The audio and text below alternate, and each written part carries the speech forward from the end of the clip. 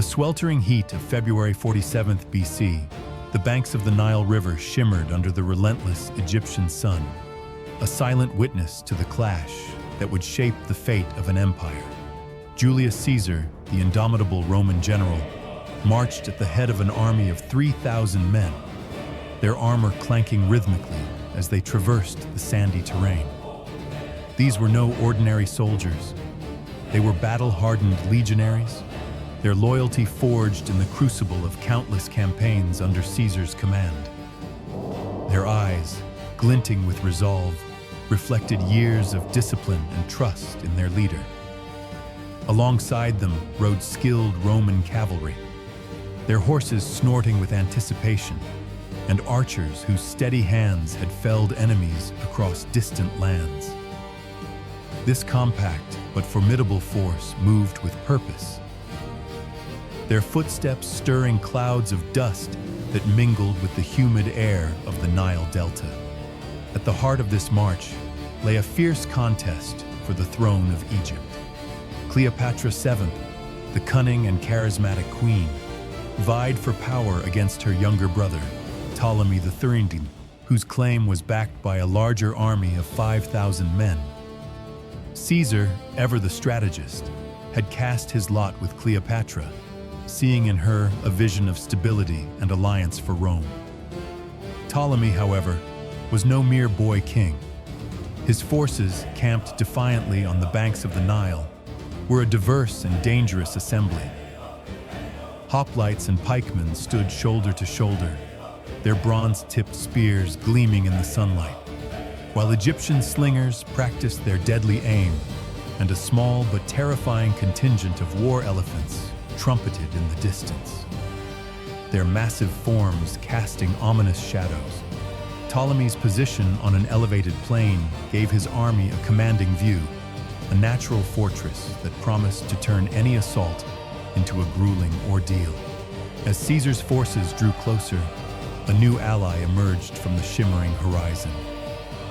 Mithridates of Pergamon, a steadfast supporter of Caesar, arrived with a fleet of ships that sliced through the Nile's waters, their sails catching the faint breeze.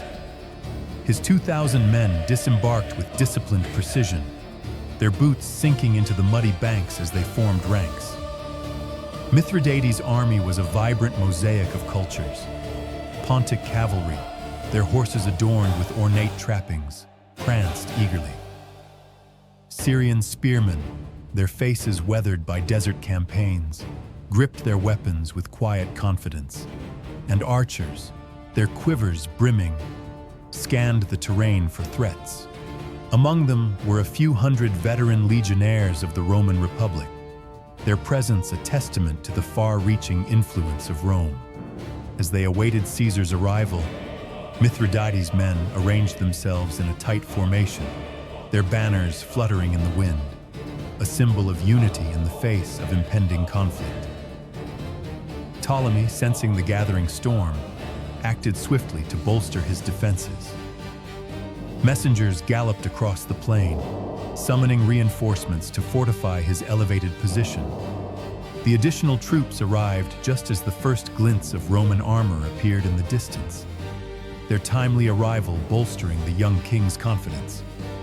His army, now swollen with fresh recruits, stood ready on the high ground, their shields forming a bristling wall.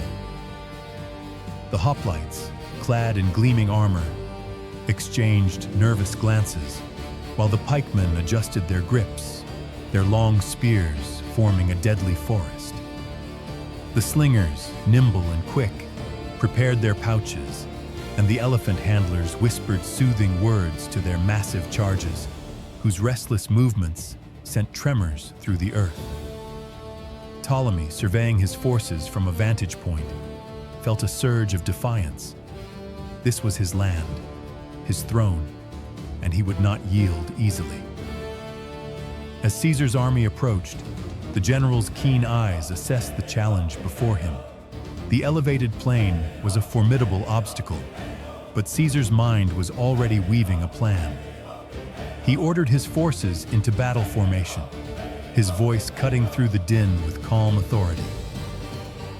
The legionaries, their red cloaks billowing, moved with practiced efficiency, while the cavalry adjusted their reins, ready to charge at a moment's notice.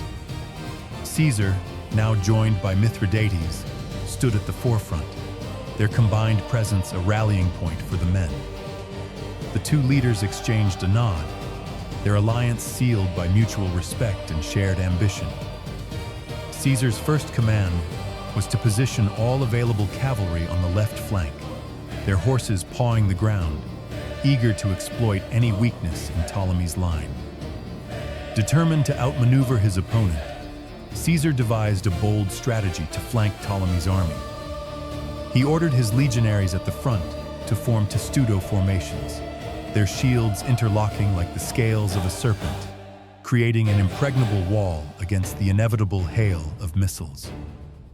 The men moved with precision, their breaths heavy under the weight of their armor, yet their spirits buoyed by Caesar's unwavering presence.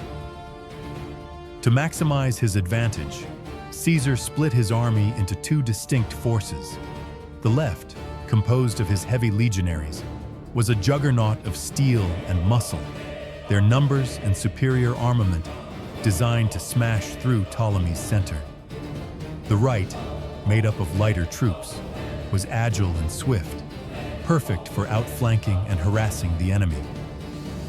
As the Romans advanced, Ptolemy responded with a desperate gambit, ordering his siege equipment catapults and ballistae forward.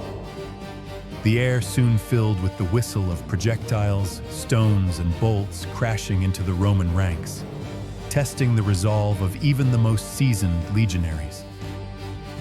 Undeterred, Caesar seized the moment. He mounted his horse, his crimson cloak a beacon amidst the chaos, and led a thunderous cavalry charge. The ground trembled as hooves pounded the earth, kicking up clouds of dust that obscured the sun. Simultaneously, Mithridates' soldiers, with their Syrian spearmen and archers, began a daring maneuver to flank the right side of Ptolemy's army. The Egyptians, caught off guard, shifted their focus to the Roman legionaries, advancing relentlessly up the hill, their testudo formations shrugging off the barrage of stones and arrows. The clash of steel and the cries of men filled the air, a cacophony of war that echoed across the Nile. Caesar, ever the tactician, saw an opportunity in the chaos. He split his cavalry into two groups. One charged directly at Ptolemy's exposed artillery, their swords flashing as they cut down the crews manning the siege engines. The other group, led by Caesar himself, swung around the left flank of the Egyptian army, their movements swift and precise. The cavalry struck like a thunderbolt, catching Ptolemy's forces from the rear. The Egyptian soldiers, already strained by the frontal assault, faltered under this new threat. Panic rippled through their ranks as the Roman cavalry tore through their lines, their blades glinting in the fading light. The flanks of Ptolemy's army began to crumble, the once formidable hoplites and pikemen breaking under the relentless pressure. Rome's cavalry, undaunted, charged again and again, their lances piercing through the Egyptian infantry. The slingers, caught in the open, scattered in disarray, while the elephants, maddened by the chaos, turned on their own handlers, sowing further confusion. Ptolemy, watching his carefully laid plans unravel, felt the weight of defeat pressing down on him. His youthful arrogance gave way to fear and, seizing a horse, he fled the battlefield, his golden armor glinting as he disappeared into the dust. The Egyptian army, leaderless and battered, began to collapse. The central pike phalanxes, once a wall of bristling spears, wavered as exhausted and wounded soldiers threw down their weapons and fled. The Romans pressed their advantage, their shouts of triumph mingling with the cries of the defeated. The Nile's waters, lapping gently at the shore, bore witness to the rout, as the remnants of Ptolemy's army scattered into the reeds and marshes. Julius Caesar stood victorious, his chest heaving as he surveyed the battlefield, now littered with the detritus of war. Ptolemy, in his desperate flight, met a grim fate. His ship, overloaded and poorly navigated, capsized in the Nile's treacherous currents, and the young king was reputedly drowned. Egypt, its defenses shattered, lay open to Caesar's will. With the siege of Alexandria lifted, Caesar turned his attention to securing his allies' future. Cleopatra, her beauty matched only by her ambition, was placed on the throne alongside her younger brother, Ptolemy XIII, a puppet ruler under Rome's watchful eye. The Nile, eternal and unyielding, flowed on, carrying with it the echoes of a battle that had reshaped the destiny of an empire.